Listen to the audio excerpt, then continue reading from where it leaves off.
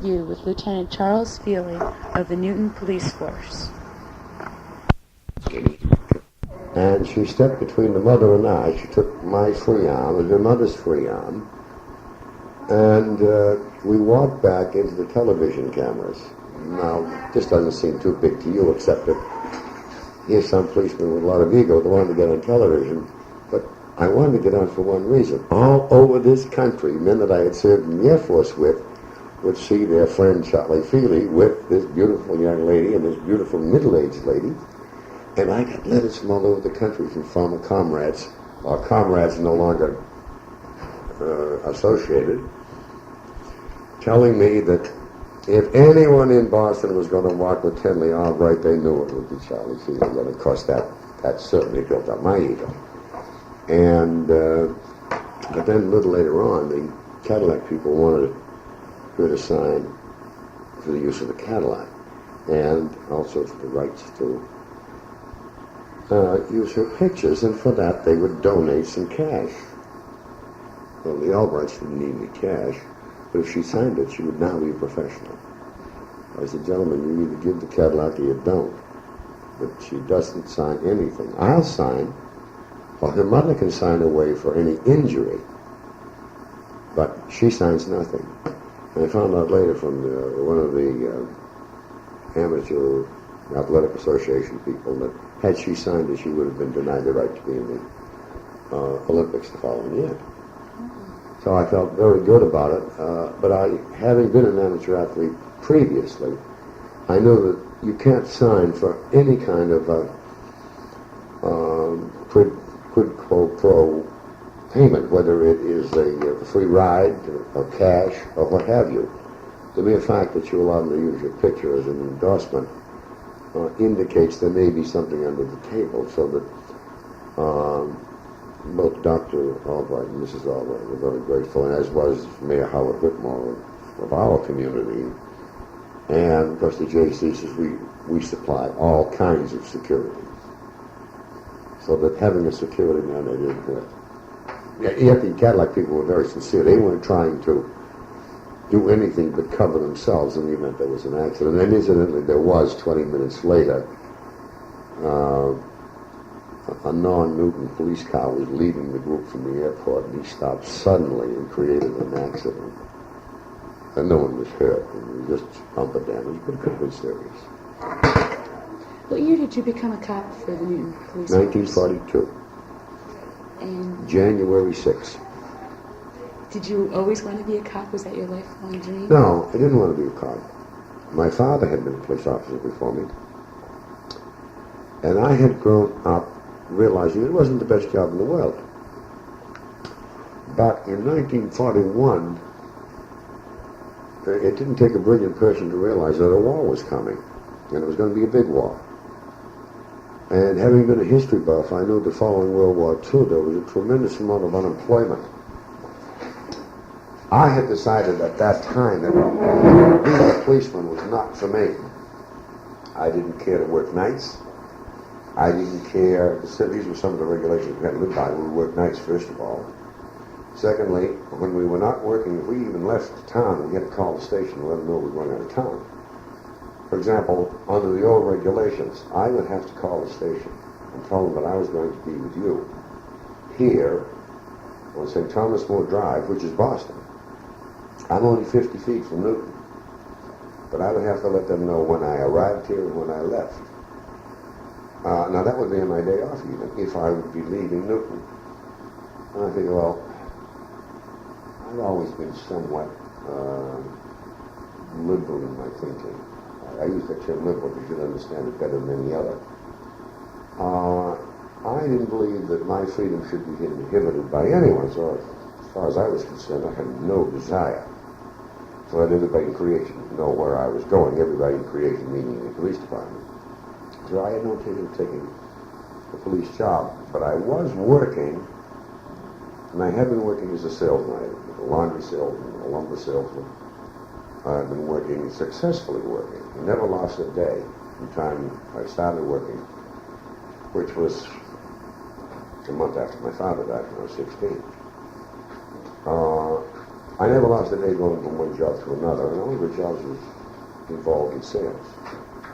I felt pretty good about myself because I knew I could make a living selling something, whether it was furnace or clean shirts for some housewives to put on her husband each morning, or her sons, or lumber. And it just so happened that the lumber company was thrown out of business. Bankruptcy was one of those things that happened in those days. And I was working with a cigarette vending machine company, and I was doing reasonably well for myself. Was this while you were in high school? No, this is while I was working for a living. And I worked with a man that was always studying what is known as the Blue Book. That was the police manual, and you had to study that before you could take the examination if you had any chance of passing it. And times were rough. If anyone had a $30 a week job, he was well off. I had a $25 a week job. I was reasonably well off. And I had been married a short time. And this chap working with me,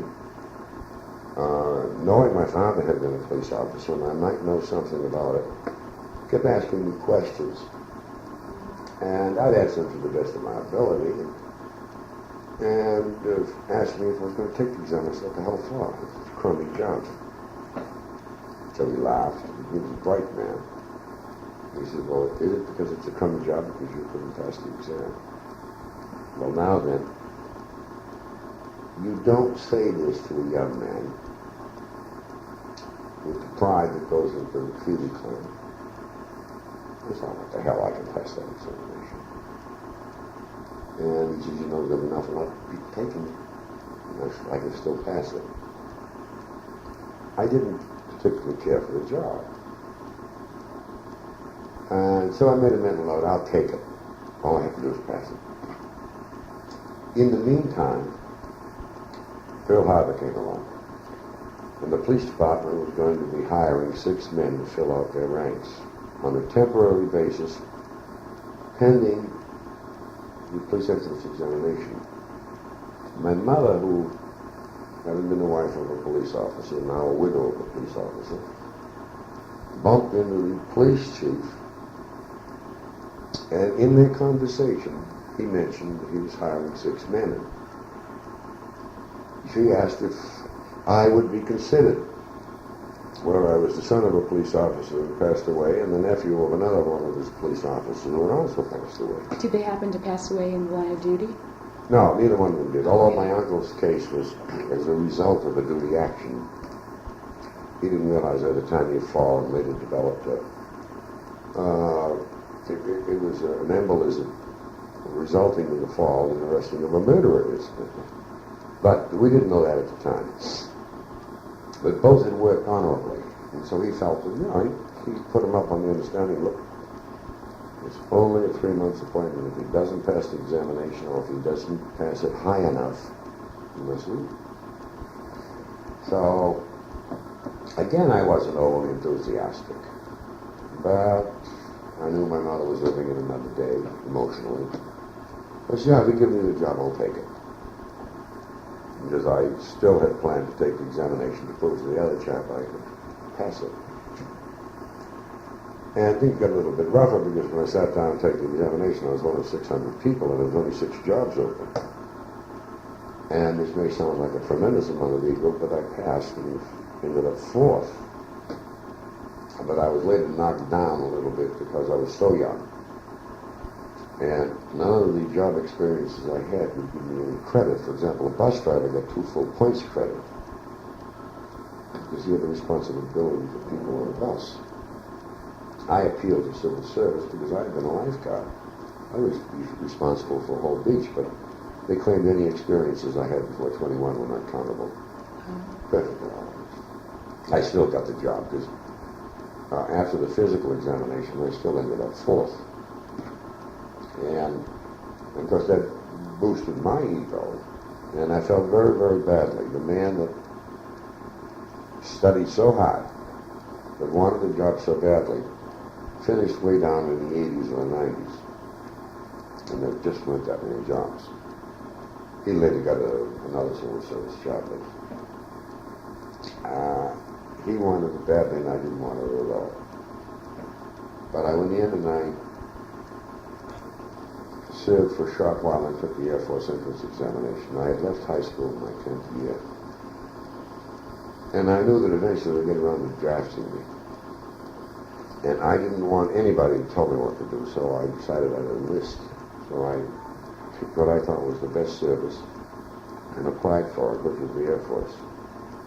In order to take the examination, I had to get a waiver because I hadn't finished high school.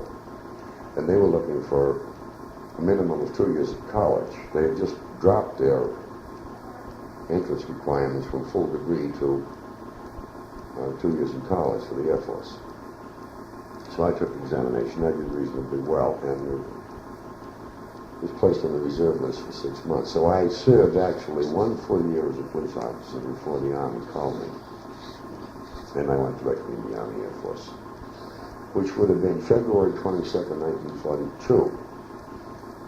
No, 43, because I worked the entire year of 42 as a police officer.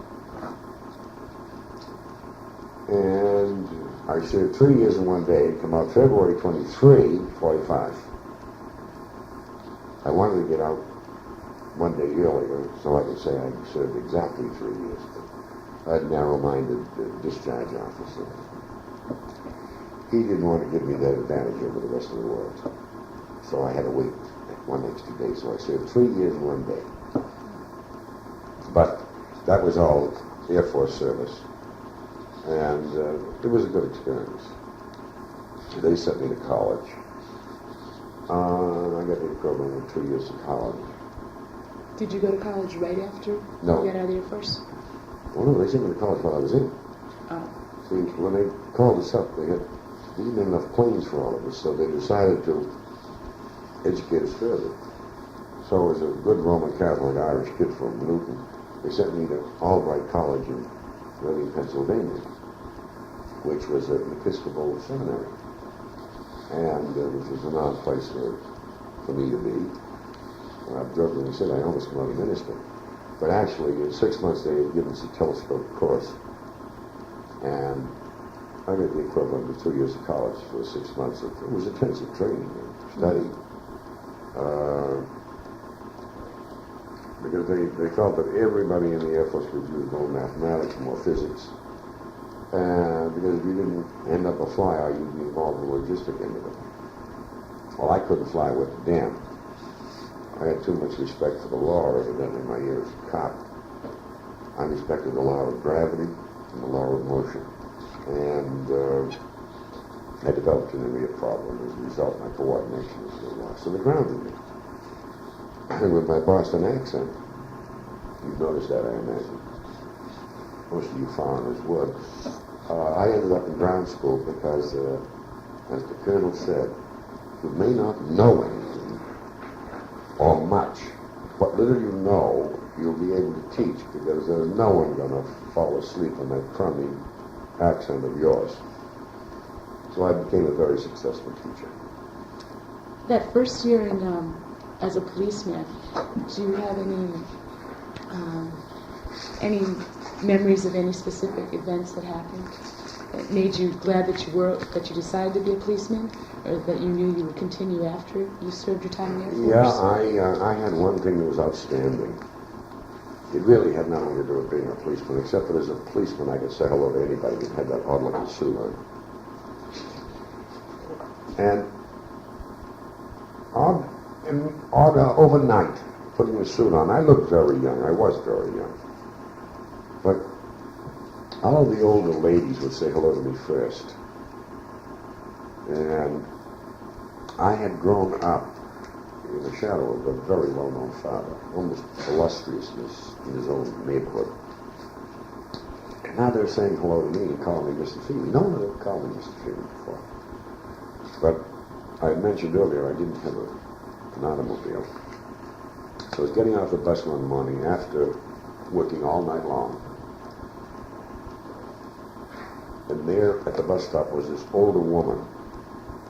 As I looked back, I thought she was ancient. She must have been 50, but she had a very bad knee from some sort of an accident. And I knew generally from the history of the neighborhood she had worked in the mills from a very early age, and she was a wonderful woman. She was bringing up a number of state wards.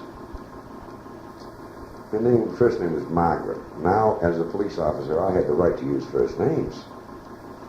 Do you remember her last name?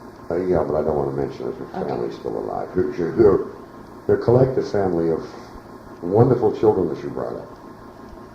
And as I got off the bus, I said, "Good morning, Margaret. How are you?" I think I said that to you as I come up the stairs. And it calls for, "How are you?" And that's all. So she waved the bus on, and she told me that she had a little bit of arthritis in her left wrist. And her right knee, and she showed it to me, was very, very sore, a little arthritis there, although on her back, and she acted out every ailment. And as I was listening, I realized two things. One is that she wanted to talk about them, and very few people had ever said, "Good morning, Margaret," to her. "How are you?" She went on for maybe 10 minutes telling me about her series of ailments. Now, we had never had a conversation before in our collective lifetimes. And it occurred to me no one had ever said hello to Margaret. And there were a number of people like Margaret around this world. And as I walked home, I realized that I had given her a gift. The gift was listening. And I think the first gift was asking her. So as I was falling asleep, I made a vow that I would never either leave my home in the morning or come home after all the night's work without walking around the square and finding the one person that no one else is going to say hello to and ask them how they are. And I've done that every day since. And every day I found someone that is extremely grateful. Have someone say, "How are you?" And I lose about 10 minutes a day listening to the ills of the world, whether it's political or personal, physical, or my brother-in-law is no good, or my husband is this, that, or the other thing. I find one person a day that no one else is going to say hello to. Sometimes I don't find them till noontime, but I keep looking. And I know that they received a gift, and I get a bigger one when I walk away, and I know that person's coming to at least happy for the next 5 minutes. You don't have a hell of a lot more happiness in 5 minutes any given day anyway. And as a police officer, I can get away with that. I can keep saying hello to people until I find that one person that I want to find. Then I can be nasty to everybody for the rest of the day. How would you say people look towards you? Was it in respect, in fear? In Newton, it's always been more or less respect. People my own age that I grew up with, you know, they'll come up on high child, give you what the hell is you going to cops for, or you like that job? And, yeah, I like it. It grew on me. Now, I've been pension eligible now for, 20 years ago I got to take a pension as a result of an injury. But I didn't. And I'm towards the end of the career now, so I can tell you, because you're not going to tell anybody. I think I might have paid them to stay here. Because I worked nights until 1950. And at that time I had established a little boys club. I was having a lot of fun with that.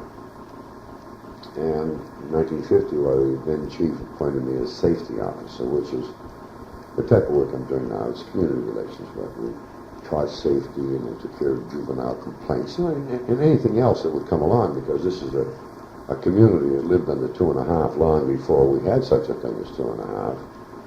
We were always a community that wasted not and wanted not. We got along with very little money. They didn't spend much money on their police force. How much was your starting salary? $29.40 a week. No, $28.40 a week.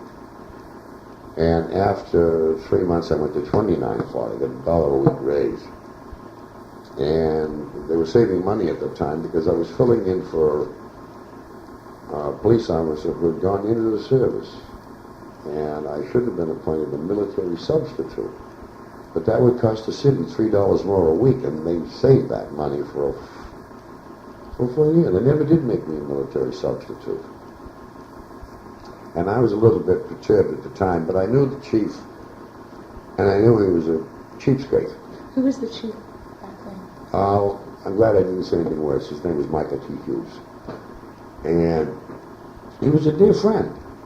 But it didn't make any difference to him. The idea was to save money for his city. And if he could get Charlie Feeley and Tom Ganley and McCarthy and Whalen and Jim Murphy for $29, he was going to get them for $29 rather than $32. Because there were 6 of us, so 6 times 3 is 18. Goes to show you the value of the school system. I can still multiply. But he saved $18 a week for a whole year. Now, you figure that out. Each multiple of 5 is a little over $500, so he saved about $1,800 that year for the city. And do you think that money went to other things for the Oh, community? Yeah. This is the way they lived in those days. Everybody was a Yankee. Everybody lived tight. The chief was Irish, but it was a Yankee community, and we didn't waste anything. And we didn't fight them too hard on it either, because you could get by in $29, 40 cents in those days. There weren't any conflicts between the Irish and the Yankees, were there? No, but interestingly enough, some years later, when I was reassigned to this job that I'm on now, I was invited by a group of women to give a talk. We do a lot of public appearances out of my office. At that time I was working alone, and they gave me some coded words that they were the first people in the community, indicating that they were, let's lay it out, not Jewish. And I didn't like coded words. As far as I was concerned, the Jewish people moved into Newton to join the Jews who were already here. They go back 100 years here. They upgraded the city. They built nice homes. They kept them nice. They spent money on what was needed. They built in parts of the town that others wouldn't build in, and they believed in the concept of the Garden City. And I didn't like people telling me they weren't Jewish. I didn't care what they were. They were people. Like the people I said hello to once. I never said that you were Roman Catholic Irish, or you were Italian Irish, or Catholic, or were you Jewish or Protestant. I just wanted people. So I said, well, I'll fix them. I said, oh yes, I'm used to talking to old people. I talked to the retired Masons the other day, 78 years old on the average. She said, no, you the first. As a result of that conversation, I started to do some digging. I was teaching at Newton High School at the time. So I had a chance to get at the old records. And I got at the old school committee records. And way back in 1864, there was a line that jumped off the page. It was well written, handwritten incidentally. You don't realize that typewriters weren't in use at that time. The secretary of the school committee had written, quoting one of the members, if we educate them, they'll be easier to live with. Now, they were referring to the Irish who were coming in droves. Now, the Irish church, which was all ladies, had already started its parochial school, but it couldn't take every Catholic kid in the city. The wealthy people that were on the school committee at the time sent their kids to private schools to begin with. They had reserved places in life. But they realized, and this is very important today, with President Reagan yesterday calling for credits for parochial and private schools. Mind you, I'm a Catholic. I think this is the greatest disservice being done in the country today. Because unless we keep public education alive and healthy, what they said in 1864 can't happen. If we educate them, they'll be easier to live with. Which means if we educate the poor, they're going to get jobs, they'll pay taxes, we'll build better and bigger things, just as it happened in this community of ours. The people that they educated went on to buy their own homes. There was even a trust fund so that the city workers could get a home. And at the time that they started the trust fund, they could get 2 points under the existing mortgage levels, so that a city worker or a policeman would be underpaid at the time. We'd go out, find a home, without a down payment, move in, and start paying off on a mortgage. Now, the mortgage rates in those days were 4.5%. If I got a cousin's fund mortgage, it might be reduced to 2.5%, but now I can well afford to live in a home. And if I own my home, I'm going to see it's painted, the yard is going to be kept clean, etc., etc., etc. There was never any feeling in my lifetime between us and them. Now, as I said, I was a little bit bitter when I got that call to think that someone would use coded words on me. They weren't using coded words. They just wanted me to know that we're the people that built the damn town. So when I went to this house to give my talk, there must have been 70 women sitting in the living room. That's how big the living room was. And I had done my research. You know, just up the street is Commonwealth Avenue. That's a street that was donated by Yankee farmers, New England Congregational Yankee farmers, so that people like you and I could go east and west. And if you take a trip around Newton, you'll find that there are branch libraries all over the town. And they were given so my people could learn to read. And if you travel all the way to the western part of the city, you find Newton Wellesley Hospital. They gave us that so that my cousins and relatives of another day would have a place to go when they were sick. They didn't go to it. They had their sick rooms. They had the doctors. The doctors came from their class of people.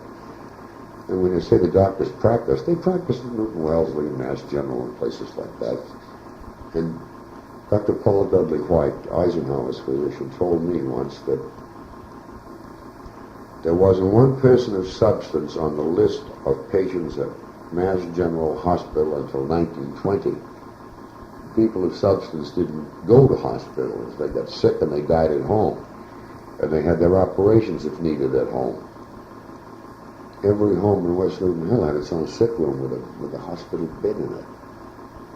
And I would say that the people that founded Newton put up its schools, its hospital, its libraries. They gave their land, their farmland, so that we'd have convenience. And I can see another day where a Yankee doctor was pulling some poor Yankee that was about to die back into the world and saying, you've got to leave something to this community. And I didn't realize how close to the truth that I was. He wouldn't let them die until they left something to Newton and his people, not to their own people.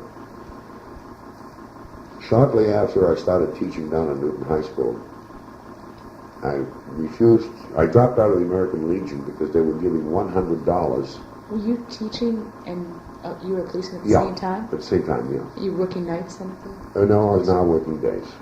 And I was taking 2 hours a day for teaching. But I'll go into that later. But I found out the American Legion was giving $100 scholarship, but it had to be the son or daughter of a Legionnaire. And I've been talking to the lady in charge of these scholarships. There were very few that were so labeled. Now, you as a child, or a young lady, but when you were a child or a baby, you didn't pick your parents. You didn't say, I want to be born to a veteran. You were born to whatever couple had you. You had no choice. And in the scheme of things, going through school, you shouldn't be denied a right to compete for scholarship because you didn't have a father that was a hero. None of us were heroes, incidentally. We were all... I enlisted rather than to be drafted. Because no one was going to drag me kicking and screaming into the Army. Any kicking and screaming I was going to do in the Army was going to be on my own. But nevertheless, there was only 2 scholarships at Newton High School that were labeled. One I had no objection to. That was the Daughters of the American Revolution. I figured they have a right to their decisions, but the American Legion, I didn't believe so. Because I didn't have a chance to approve that. Naturally, I wouldn't have a chance to approve the Daughters of the American Revolution either, but I felt that that should be an open scholarship to any kid that wanted to go on to study beyond high school, whether it was mechanic school, a hairdressing school, or what have you. It was only $100. It might buy you a pair of shoes and some books.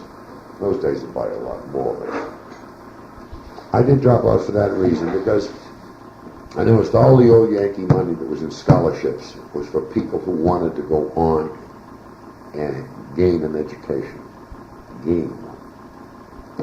You did not have to have straight A's. You didn't have to be the brightest person in high school. All you had to do was have desire. And Miss Feeley, that was the name of the lady that was in charge, would find you a scholarship. I know after my father died, I was offered scholarships galore. Stay in school. Please stay in school. The only thing is, the family had to eat, and I couldn't go or put a scholarship on the table and say, now I'll carve this. What are you going to have, the upper or the lower part of the paper? And I was very grateful that they were thinking of me, though, and that the scholarships were there for me if I could find a wherewithal. Or if my mother had been married, perhaps. I'd have gone right back into school, grabbed a scholarship, and gone off to one of the colleges, and just think of how bright I'd be today.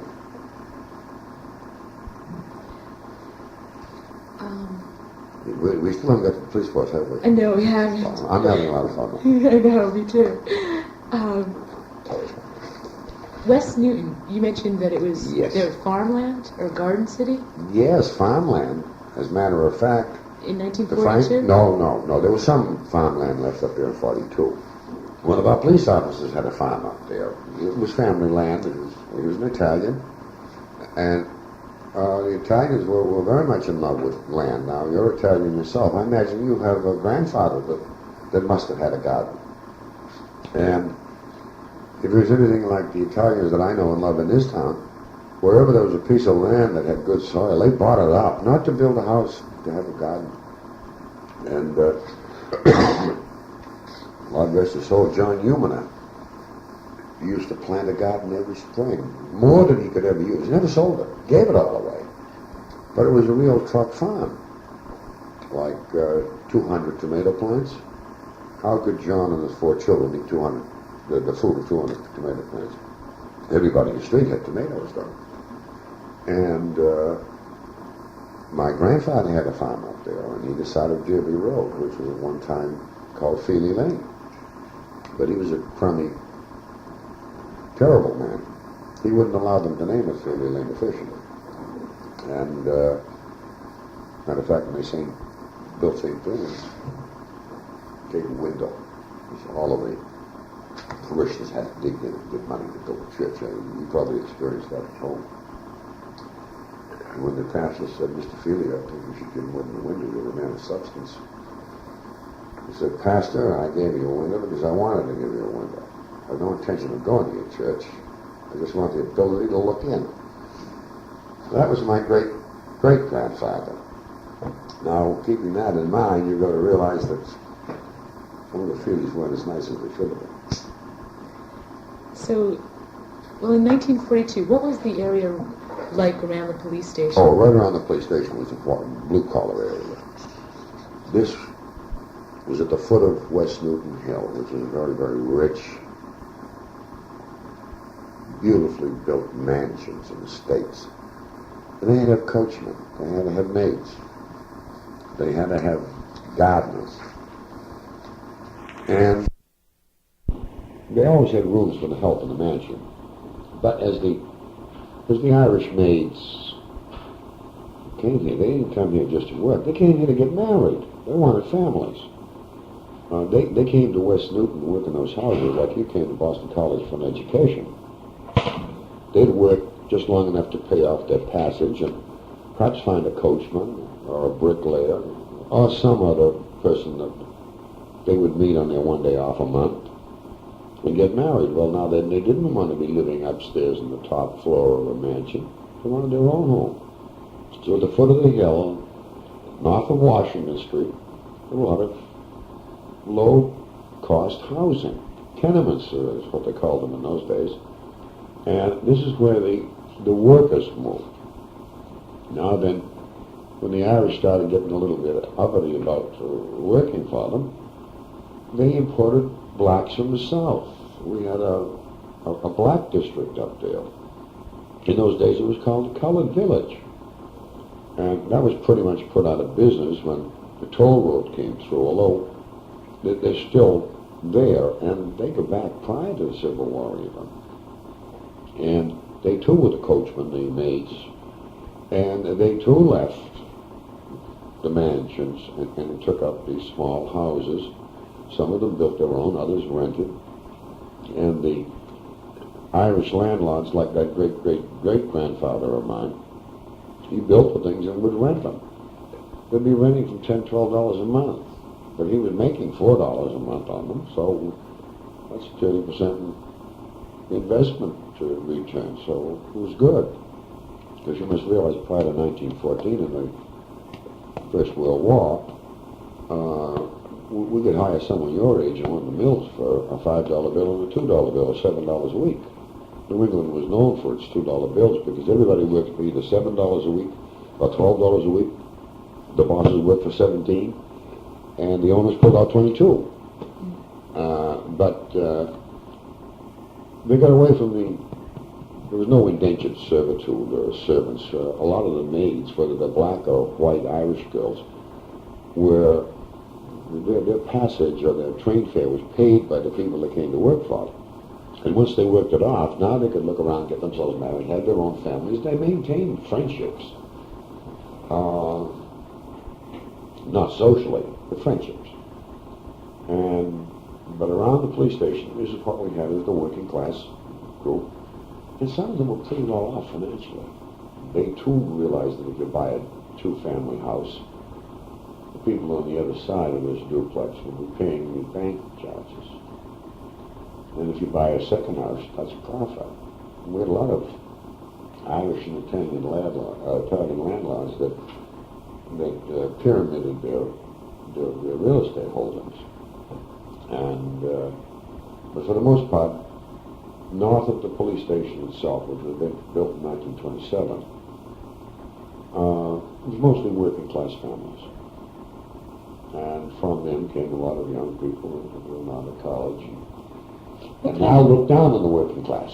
What kind of crimes were prevalent there in 1942, the year you started, and then 1945 to 1950? We always had house breaks because it was a well-off community. Even the poor in this community had more than the poor in other communities. Although we didn't have too many house breaks in and around West Newton or Northampton. That is, West Newton where the working class lived. I can remember at our home, we always left the key hanging on a hook outside the door. The only reason why we had it at all is we had gas for cooking. And my mother's idea was some child that was friendly with us might walk in and accidentally turn the gas jets on. So anybody could come in because we had the key up so that a child couldn't get at it, but anyone over 5 feet could reach up, take it, and come into the house. And you've heard probably your own parents say, oh yes, we never locked the door in those days, which was true. But we left the key in our house because my mother worked. My father had an accident. We'd gone into great expense and quite a bit of debt. But the average family had a housewife at home, a mother. And when she left the home, was to go to church on Sunday. And so you could leave your doors unlocked because there was always someone in the house. People forgotten that part of it. But there was never a day that you could leave valuables around with someone not taken. My first year as a police officer, I not only investigated a theft in this school, what shocked me was one at Andover Theological. Now they turned out ministers there. And there was a graduate student who caught. It was very embarrassing to me, not to the president of Andover Theological, because he recognized this young Irish cop who was terribly embarrassed. And he also knew that I was not a member of his church. And I didn't know what the hell to do. Here I had an ordained minister. No, he was a priest. I won't identify what kind of a priest. He wasn't a Roman Catholic priest. He wouldn't have been at Andover if he was, but he was a priest. And he was taking graduate studies there. And he had been stealing some things from his brother ministers. I think I said to the president, I don't know what to do. This man's a priest. Priests and ministers don't steal. And he said, Charlie, he says, Moses came off the mountain almost 4,000 years ago. And he was representing a small group of people that were trying to get out of Egypt. And they were stealing from one another. And they didn't have anything to steal. And he said, they were fine people. And a certain percentage of fine people will take things, whether they're here at Andover or in your neighborhood. And this is the truth. We've noticed that. And I've since added to his statement that there's not one of the Ten Commandments that has an asterisk on it, stating that this is to take effect in 1982. Nor have we reduced them from 10 to 9 because we observe them so well. It's been my experience on the commandments that we do when we should be don'ting, and we don't when we should be doing. And the crimes we had in Newton at that time, same as we have today. We have more people, so the percentage of crimes have to go up. We still have, I think it's 2% of our people, they're going to be constantly a worry. Now, if they were the sons and daughters of ministers, priests, and rabbis, we'd still have 2%. If we took 100 priests, there'd be 2 of them. If we took 100 ministers, there'd be 2 of them. If we took 100 rabbis, there'd be 2 of them. Those figures don't change. They've been the same, they're the same now as 1982 as they were in 1942. Just about. Our penalties, notwithstanding what you're reading this election year, are the heaviest in the civilized world. Our jails are filled, and we've got a governor calling for more jails. We've got 2 would-be governors calling for more jails. But with all of our education, and this is what makes me a little bit bitter, I didn't have as much of it as I wanted to. Perhaps it wouldn't have done me good if I had it. But with all of our education, with all of our police forces and armies, schools, colleges, we still don't know what the hell to do when we catch someone stealing. Do we lock them up and rehabilitate them and show them the error of their ways? That's what the Mormons want us to do, and the Quakers. But we figure they're a little bit outside the pale. So we lock them up in places like Walpole and Bell River and Norfolk, and we don't do anything other than warehouse them. So as a result, many of them come out and decide that now that I've learned in this college I've just left how to do it, I'll do it better and I won't be caught. Because they meet others of their type.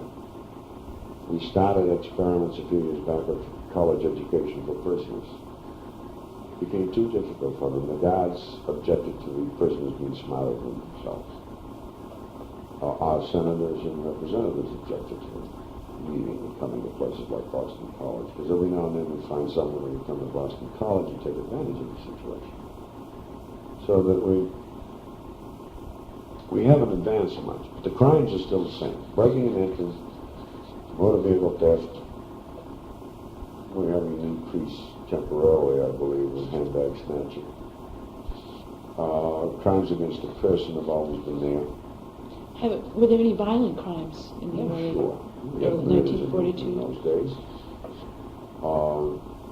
We had some internationally favored murders. We had a minister that killed a girl and hid her body in a belfry, and then we had another one up around the Marriott Hotel, which was now a bigger park in years gone by.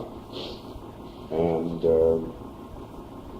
my father arrested a double murderer and killed his mother and father, both dying of cancer. Then some years later I had the privilege, I chose the word wisely, teaching them how to drive so they could make a living when they had kids. And it was a innocent killing, which we cannot condone. But here was a 17, 18-year-old boy that saw his It was the only nurse that was dying mother who had some sort of internal cancer. Now you can imagine what kind of treatment she needed on a daily, hourly basis. And the father having cancer, we killed them both. He came out after 20 years servitude and has never been in trouble since. And I know that the day that my father arrested him, he came home, went to the bathroom, threw up. And my mother was worried because he couldn't eat. He said, Liz, I'll be all right, just don't. He was the one that went in and discovered the bodies and then later arrested this young man who tried to commit suicide. My father saved his life by binding his wrist.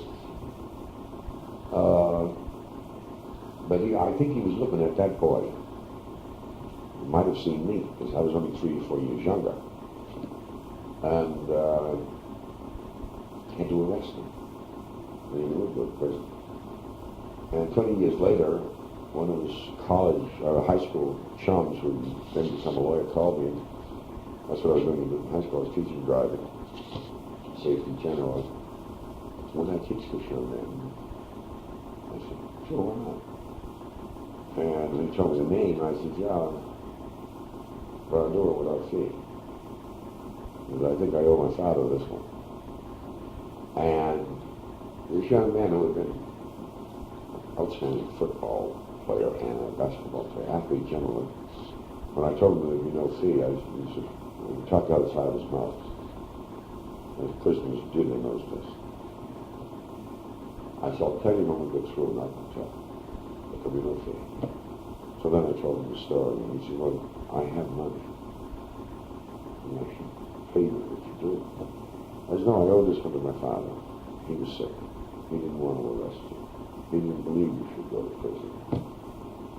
But then again, we don't make the laws, we don't enforce them. And I wouldn't take the money. And so he said he'd give it some charity, and I told him that I didn't have to know about it. As long as he picked it and gave it, as long as his conscience was clear, mine would be. But the crimes were about the same. And every crime that you hear committed today, incidentally, has a law in the books denying it, which means it was committed before.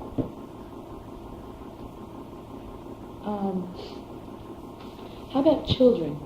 Besides, you said you've done a lot of work with children. I don't have any of my own. So that's one of the reasons why I could stay at this job years ago. My wife and I, she's always worked as a nurse. And we didn't have any children. And we were a little bit concerned with it, but my wife's grandmother was smart. At that time I was running a boys' club, and I was working in this job. And I think every kid in the city, one time they called me Uncle Charlie. Primarily because they heard my own niece call me Uncle Charlie, and they thought that was my name. And we were concerned that we didn't have anything. Immigrant Irish girl, my wife's side said, you realize he couldn't be doing the good work he had his own children because he couldn't afford to work himself. Because I was getting nothing in those days. I was running a boys' club. I was working here on juveniles and safety. I was enjoying it though. And the thought that occurred to me, if I had had any children of my own, I'd have gone back into the lumber business. Because I knew how to sell lumber. And we were building houses. And my family background was such that my grandfather was a carpenter. My uncle was the Carpenters Union big shop in New England. So I'd have known everybody that had a hammer. And with the leaning on my uncle's name, my grandfather's name, I could have sold lumber. I think if I was tongue-tied, I could have sold lumber to the friends of the Feeleys, because they were all the builders. And they were all Irish. I was Irish. And then, of course, I had my Italian connections. I grew up with them. They were all contractors. I could have sold them lumber. Because, it's a question of arriving at the right price. You don't use your friendships and then cheat them. But I could sell lumber as good as anybody. But I was having too much fun here. So I stayed. And my first job was that of a lifeguard. I was 15 years old. I looked over. And I kind of liked working with people. then in the winter I worked on the ice, supervising and teaching skating things at that time. And when I leave, we got to take care of the shoes, because we used to let them check their shoes, and we would have to give them a little tag and put the shoes away. And you always had this lovely woman by the name of William Swartz, whose family's from mine, same neighborhood, said, remember, wash your hands. You don't know what they've got in those shoes. Well, because in the middle of winter in the Pine Boy shack, there wasn't too many amenities, and if you washed your hands, you washed them in snow. But Lillian, God rest her soul, she died just recently. She'd make sure I'd be washing my hands, because she didn't want me to get any diseases that might be born from one person's feet to my hands to my mouth, what have you. And it was a hell of a nice community. It still is. What kind of contacts as a policeman did you have with the children? Well, starting in 1950, I was appointed safety officer, which meant I went in every school and taught children how to be safe. In those days, they gave you the 10 rules of safety, and you walked in, you had them memorized. And when I figured, well, that was good, I could never memorize 10 things. So, with the chief we had then, the chief we had now, I've been given full reign. And having worked with kids, I realized you got to think like a kid if you're going to teach kids. So I changed a few things, like instead of going into an auditorium with the suit on and being a Galahad, I went into the classrooms and I taught 1 or 2 lessons at a time. One of them, how to use your eyes. That wasn't important until television came along. But in 1950, it was how to cross the street, how you look this way and that way. I found out that you couldn't say you look left and right, because kids don't understand those terms. To a kid, the only time a child uses the word right is if he or she's fighting with a brother or sister, and they go before the mother and says, I'm right. And the term left, most females think it has to do with leftovers on the kitchen table. So I used to act out with the little kids, look this way and that way. These are terms they understood. And I had a lot of fun. Enjoyed it, realizing that I looked over 20 to 30 kids at a time, that I was going to save the life of one of them, and I'm very great deal of ego on that. As I look at a lot of these kids that are now grown, have their own children, I said, maybe that's the one whose life I saved. Because back in the late 20s, 224 kids in this state get killed every year. Roughly speaking, give or take 1 or 2. And we've reduced that to, and it's disgusting, we haven't reduced it below it. For the last 20 years, it's been 22, 23, and 224. And when I go to the safety officer's wig, I'll remind them every now and then, gentlemen, this is what we've done. We are accountable for 200 lives. And if we go along in the Chinese system, we've got to take care of them. And people think that I'm kidding. I'm not. If you were one of the kids that grew up in Newton, I would refer to you as one of mine. And that your life may be enjoyable today because I taught you how to walk across the street, how to ride a bicycle in traffic, and how to drive an automobile any place in the state. Because I didn't do this alone. I had to have a chief that would give me a full police officer's salary to do it and keep his hands off. The present chief and the last chief. You do it. Let me know what you do, so if there's any question, I'll get back to you. But in the meantime, I was still in the policeman's suit, so I was still a policeman every time I was out in the street. If I saw something and had to be done, I'd have to do it. I couldn't say to a hold-up man, would you hold it until I get a real policeman? Although I haven't run into too many hold-up men. And I've never, and this is my 41st year as a police officer, never aimed a gun at a human being. And I think 80% of the police officers in this country would say the same thing. As a matter of fact, we had a public relations gimmick story the other day. The 4 senior men in our department, Captain Drew, myself as Lieutenant Feeley, Sergeant John Kennedy. He was John Kennedy before the president was. And Detective Bill Mahoney. We're the four seniors. I'm senior police officer in this state right now. Not the oldest. But except for Bill Mahoney, the other three have never aimed a gun at a human being.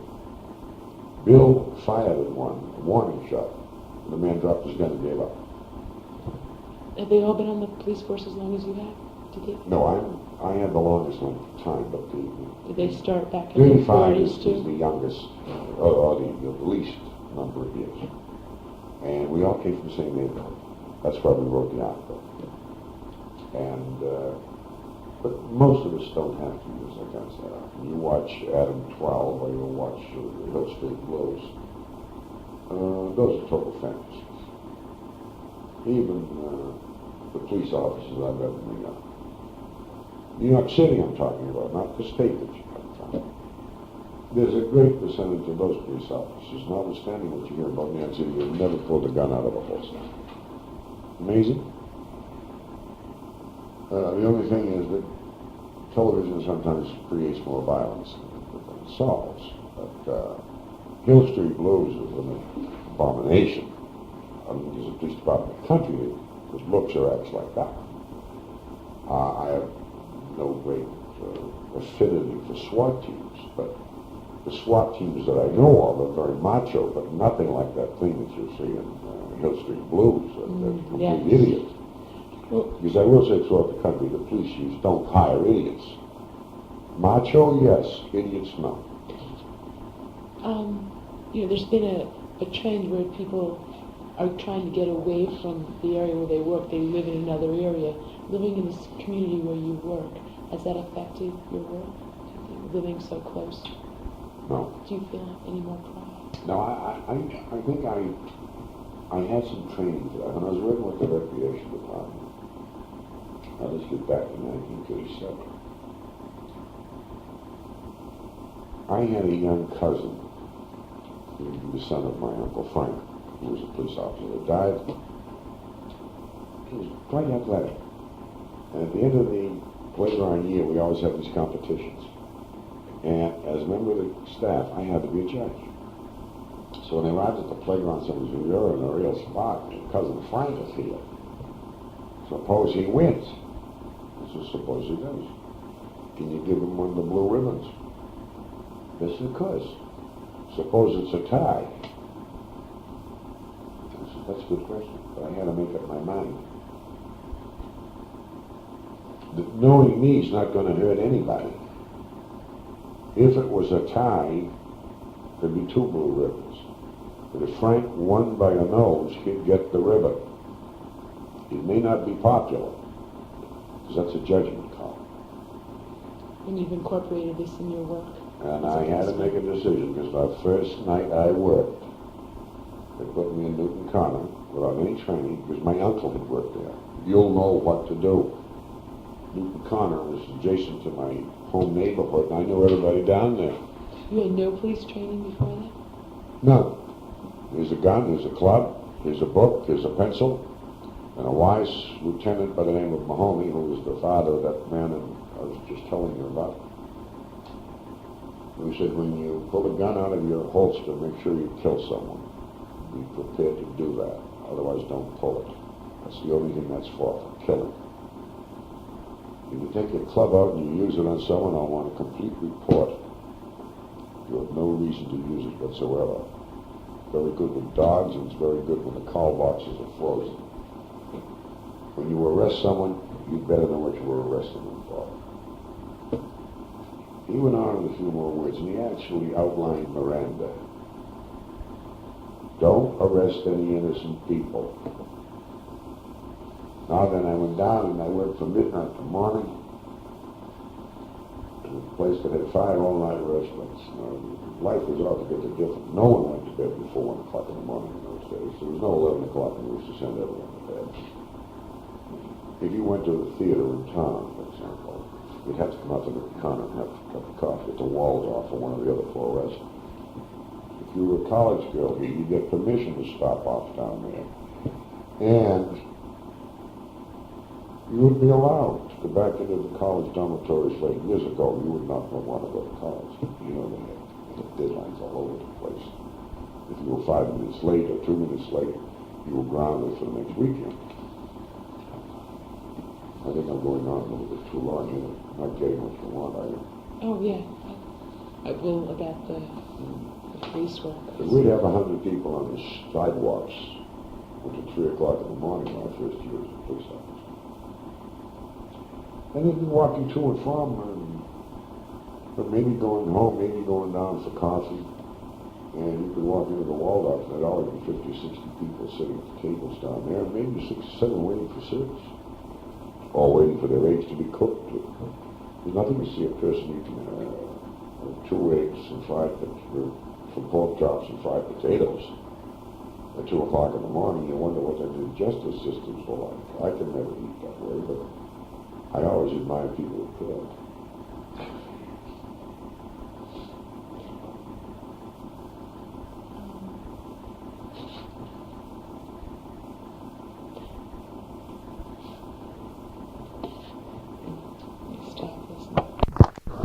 Okay, what was... When I started to work as a police officer, we had 1 day off every 6th. We had 1 in 6, in other words. We would 5 days and have the 6th off. Prior to that, you'd work 7 days and have the 8th off. And sick time was 7 days a year, plus 14 half days in case you had an extended illness. And you'd work from 3:30, from 6:15 until 1:15 at night. And from 1:15 until 7:15 in the morning. These are separate shifts. There's only 2 shifts. 2 shifts. And if you were working days, you worked from 5:15 to 6:15, which was 10 hours, but you had an hour off for lunch. Whereas if you worked nights, you worked 8 hours in that 6:15 to 1:15. You worked 7 hours in the 1 to 8, and the 10 hours. Now together, it covered the... Did you patrol mostly by foot or car or Oh, we horseback? had both cars and foot. We started with cars back in 1927, and although we had vehicles prior to that, but actual patrolling started in 27. But my first job was patrolling at Newton Corner, and you'd stay right in the square. They had other officers that would come into the square and come back up towards Boston College here, what is known as Fowler Hill. That's the Newton Corner area. And another would go back up as far as Our Lady's Church. And you'd walk your side streets, and they'd always know you were around. And it's surprising how efficient it was. And there's a move afoot now to return some police officers to that type of operation. Do you think you caught a lot more crimes being right there on the streets? No, but I think we prevented a lot more. They never knew where we were going to be. And incidentally, we would be invited into an awful lot of homes. For the simple reason that the nicest people in the town wanted their police officer to drop by to their home and have a cup of tea so they'd be seen coming and going. First of all, the neighbors would be envious because while that cop was there was a certain amount of protection. 2, all of these root men were known as Mr. whoever it was, Mr. Feeley, Mr. Jones, Mr. Smith. And there were other reasons for having the police officers in. Maybe I should mention this because in those days when you get caught driving an automobile fast, it was a way of life. You'd call your police officer friend and say, well, you talk to Officer Jones, tell him I'm not a bad fellow. And that passed out about 20 years ago. It's known as fixing. Terrible word, but it was done. And as a matter of pride, girlfriends could not go to court. But there really was no harm in it, right? No, there was no... I think in the big cities there was some grafts involved. I think that a place like Newton, Watertown, Waltham, or the part of town you came from, you remembered your police officer friend at Christmas. But if there was anything serious, we didn't get involved in it. But if you slid through across a stop sign, heaven forbid you could go by a school faster. Or anything that was serious, we wouldn't talk to you about it. But it was a matter of private. My friend, was it Debbie? Joanne. Debbie's the kid over in the other building. And Joanne would not go to college. She's a good kid. Because if you went, which I'm sorry, I don't know that lad. But we prevented more crime. We knew the people that lived in our districts. If I found you at 14 out sneaking in the back door, midnight or 1 o'clock in the morning, I know enough about your family to find out who I should talk to about it. And we weren't too well liked by the young people if we told them any stories. But if you were 14 and sneaking in, remember we had that type of morality that you grow up with. I think the parents should know. And because when I was very, very young, I hesitated. But if they were 14 and coming in the back door or climbing in the window, we made it a point to be there the following evening. Because we'd work on an alternating shift. So actually what we'd be working would be 1:15 until 8:15. We'd go home, sleep, come back 10 hours later, and work 8 hours. Then we'd get 24 hours off and come back again at 1:15. And we usually had 3 first halves, that's 6 to 1. And 2 last halves. And we'd have 1 day off. And that would mean that you had a Sunday, a Saturday, a Friday, a Thursday, a Wednesday, and each week you'd catch up 1 day. Whereas just before I come on, I had 1 day off and 8. Is it still the same way? No, now we have straight 4 days on, 2 days off.